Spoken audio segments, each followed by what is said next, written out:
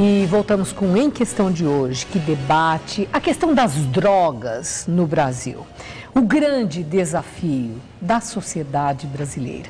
E eu havia deixado a questão das prerrogativas.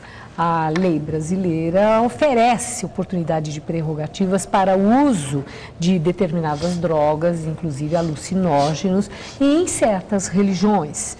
E o caso que chamou a atenção recentemente, essa tragédia do assassinato do cartunista Glauco, do filho dele, Raoni. Então, trazem esse debate, o uso do Santo Daime. Por que pode ser usado em determinadas religiões e os demais brasileiros não podem usar essas drogas? Isso é um contrassenso, deputado? Bom, em primeiro lugar, é falar sobre esse caso de Osasco, né? Muitos brasileiros praticam a religião do Santo Daime, tomam o chá do Santo Daime, não tem nenhum problema com o chá do Santo Daime. Esse menino que matou o Glauco, o próprio pai disse duas outras coisas, que ele tem um antecedente de esquizofrenia, que ele é esquizofrênico e ele tinha, dentro da sua esquizofrenia, uma inclinação Mas, deputado, religiosa. Eu quero pedir desculpas, nós não estamos julgando esse caso e não quero ir nem o menino então e nem o assassinato. Não há nenhum problema. Disso. É a outra questão que eu quero, é a prerrogativa, é isso que eu quero, centrar aí, na prerrogativa. Por que certas religiões podem usar droga considerada ilícita? Isso é uma prerrogativa e os demais brasileiros ficam fora. E a isonomia? Como é que fica o princípio da isonomia? É o seguinte, sobre drogas nas religiões. Isso, nas religiões. A religião católica usa o vinho.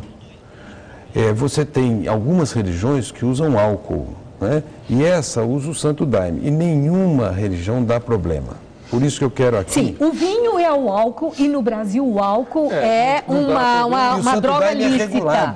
O Santo Daime é droga lícita ou ele é regulado só para certas religiões dentro de condições? Ele foi regulado atualmente pelo Conselho Nacional de Política de Drogas para a religião do Santo Daime. Então ele é lícito.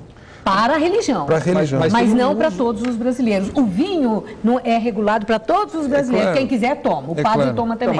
Agora o Santo Daime não. Então como fica? Para mim foi um grande erro histórico, no meu modo de ver, você ter liberado o Santo Daime.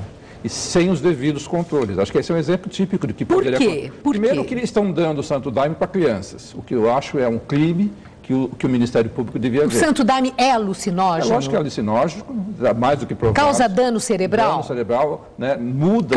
Comprovadamente causa? Lógico, se ninguém discute que um alucinógeno que você dá para uma criança ou dá para uma pessoa que tem transtornos mentais, isso é um crime. Você não tem nenhum controle, a lei não foi proposta visando nenhum tipo de controle, proibindo o uso em criança. E isso os próprios membros do Santo Daime falam que eles batizam as crianças com o Daime. No meu modo de ver, isso é um crime contra as crianças. Não, mas isso não quer dizer que dá para o menino beber na mamadeira, lógico que dá. Mas não é isso. Você vê na mídia nos últimos dias falar isso. E eu mas que mídia que disse isso? Na Folha de São Paulo. Veja lá as pessoas do Santo Daime que falaram que batizam crianças pelo Daime, dando regularmente isso.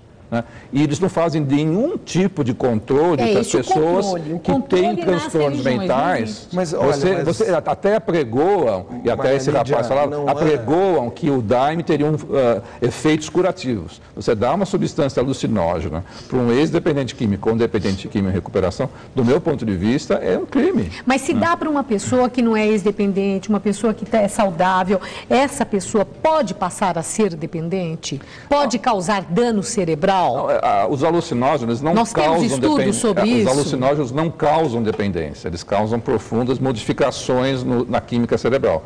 Quando você usa no contexto de ritual de uma seita, você facilita entrar em transe, é por isso que ele usa.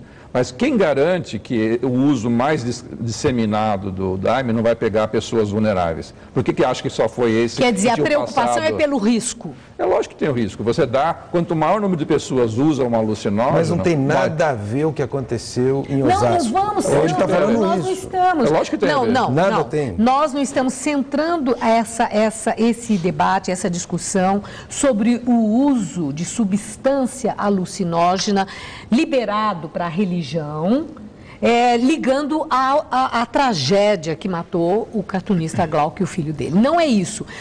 A questão é essa, e aí eu quero ouvir o senhor, doutor José Henrique.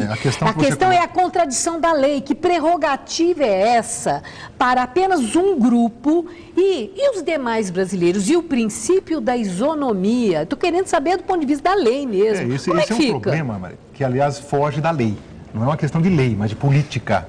Porque a droga em si, ela não é prevista na lei, ela não é proibida pela lei.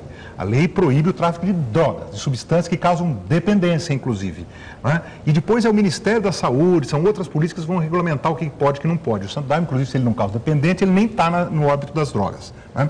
O que a gente percebe é o seguinte, isso só surge, essa questão da isonomia só surge em razão dessa classificação artificial das drogas como lícitas e ilícitas. Que é uma hipocrisia, não é? Eu acredito que sim, é uma mera A gente pode usar essa palavra? Né? Essa classificação lícita e ilícita, quando para drogas que podem ter o mesmo... Eu acho que drogas demoníacas e drogas benéficas. Eu acho que toda droga que cria algum tipo de dependência, alteração, ela tem que ter um autocontrole no sentido da sua comercialização. Não é? Por isso que eu acho que, por exemplo, você não deveria anunciar como nós anunciamos o álcool. Porém, o que nós precisamos fazer hoje tem duas etapas. Assim. A primeira etapa que eu acho que o Brasil tem que fazer é, de uma certa forma, não tratar o usuário como criminoso. Ele tem que ir para o âmbito da saúde. Mas eu acho que aqui houve consenso em relação a isso. O debate da legalização que o doutor propõe é um estágio que o Brasil ainda não tem como adotar. Por que não tem como adotar? Porque o Brasil assinou uma série de convenções internacionais. E é uma questão jurídica impeditiva, realmente é um problema sério. E que precisava discutir isso na sociedade brasileira e discutir igualmente na ONU esse debate. Agora, o que nós precisamos fazer, acho que urgentemente, é fortalecer o sistema de saúde, fortalecer o sistema de prevenção, fortalecer as famílias e tirar esse usuário do âmbito criminal, porque no âmbito criminal hoje só aprofunda os problemas, e esses problemas ele entra ali como usuário, o cara que vende para usar, ele sai dali, deputado, mas na chamada faculdade do crime. Eu concordo com esse ponto de vista, mas eu acho que nós não podemos simplesmente ficar contemplativos, dizendo, não, enquanto nós não mudar a política da ONU, nós não vamos... Nós temos que trabalhar para isso. Claro. Nós temos que ter uma consciência de que isso tem que acontecer, de que tem que mudar. E esse trabalho passa por quê? Pelo Congresso Nacional? Eu gostaria de passar uma certeza absoluta minha aqui. Se me perguntarem qual é a solução para esse problema das drogas no Brasil, eu digo com toda certeza, não sei. Eu acho que é um grande desafio que a sociedade tem que buscar. Aprofundar o debate. Para encontrar. Mas se você me perguntar o que não é solução, aí eu tenho a mesma certeza, a criminalização não é a solução e está atrapalhando todo esse debate. O senhor tem certezas, doutor Laranjeira? Eu tenho certeza de que você tem que criar uma série, é um problema complexo que não tem soluções simples. A criminalização como uma solução simples, obviamente, não é o problema. Você precisaria de um conjunto de políticas que desestimulasse o consumo de drogas em primeiro lugar, que isso que nós não temos. Você precisaria de políticas que as pessoas que começam a usar ser desestimuladas a continuar a usar, e políticas de um grande contingente de pessoas que já estão produzindo um grande dano para a sociedade, para si e para a sociedade, que são os usuários de drogas pesadas, que produzem um aumento substancial da violência e que não tem uma rede de proteção, não tem uma rede de tratamento, mesmo na cidade de São Paulo. Então, você tem, eu sei o que o conjunto da saúde pública sabe o que tem que fazer. Infelizmente, nós não estamos fazendo o que é necessário ser feito. Achei interessante que, sobre a criminalização, há um consenso aqui. Né?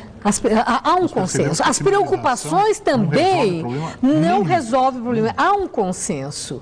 E, por outro lado, há também um sentimento do muito que tem que ser feito para se chegar àquilo que está no consenso, que é a descriminalização. Ela sozinha não vai resolver.